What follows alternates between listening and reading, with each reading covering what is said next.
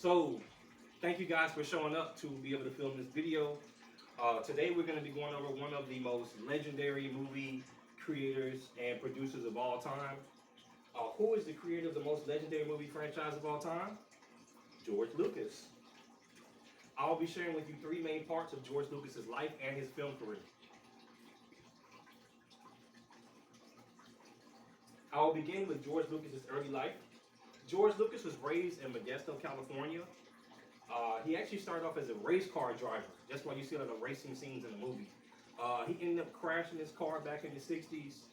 Ended up hurting himself real bad and coming out of it, which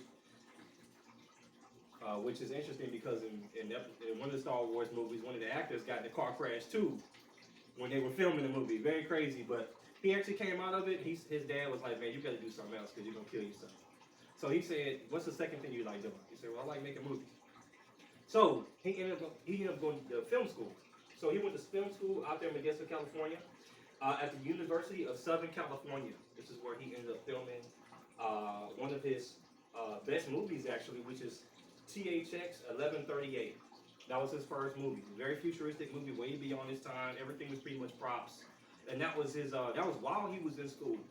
And then he did one of the most famous movies of all time. On top of that, which was at the time, which was American Graffiti. Y'all know American Graffiti. Everybody's heard of American Graffiti. He did all that while he was in college, which is very interesting.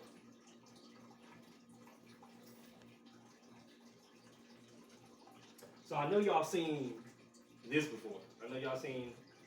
This is like everywhere. You can't avoid it. Every movie you watch, you hear about it. Um,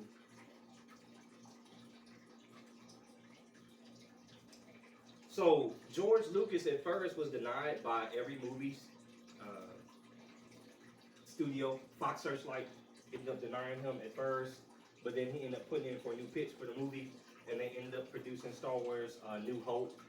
Back then it was just Star Wars Episode 4. That was in 1977. In 1981, he came back with The Empire Strikes Back, and then he ended the series in 1981 with Star Wars Return of the Jedi, which at first people thought that was it.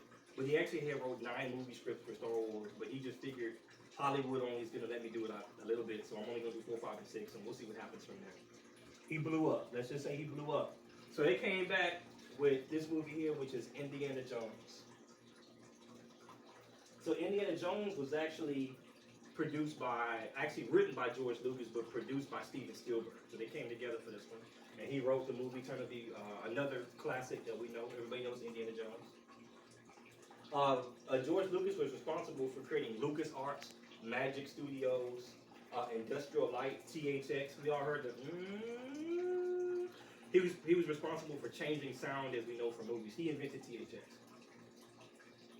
He actually co-developed Pixar, so he actually helped produce Pixar, which helped bring us Toy Story and 3D animation. That was all done by George Lucas. So, as stated by Camille Paglia in Why George Lucas is the Greatest Artist of Our Time, no one has closed the gap between art and technology more successfully than George Lucas. In his epical 6-film Star Wars saga, he fused ancient hero legends from East and West with futuristic science fiction and created characters who have entered the dream lives of millions. Lastly, I will segue into Lucas's works and personal life. George Lucas wrapped up his saga by coming back in 1999 to doing Star Wars Episode 1, 2002, Star Wars Episode 2, Star Wars Episode 3, Revenge of the Sith in 2005, which was really his last film. Now he just pretty much does like personal films and stuff at the house. According to Brian Curtis, author of George Lucas's is ready to roll the credits, Lucas has decided to devote the rest of his life to what synesthetes in the 1970s used to call personal films. They will be in small scale, esoteric in subject, screened mostly in art houses. So that's what he wants to focus on now. Now he ended up getting remarried to Miss Melanie Hobson in 2013. And according to Richard Ravelli, author of George Lucas Out of Love, Divorce, Darkness, and Reception in the Origin of PG-13, the effect of the Lucas' marriage disillusion on Lucas film as a business is not, however, the most often noted aspect of it in film biography and history. More has been made of the indirect role that the divorce had in the origination of the PG-13 movie rating in 1984. So they're saying that because of this original divorce, they had a lot to do with the last movie, Return of the Jedi. They're saying it had something to do with it, but with the performance of the movie because of that divorce. But he did get happily married. He actually sold Lucasfilm and all of the contents of Lucasfilm to Disney. As you can see, he's not that happy in that picture, and we know now why. But that's pretty much everything about George Lucas. Thank you guys for coming.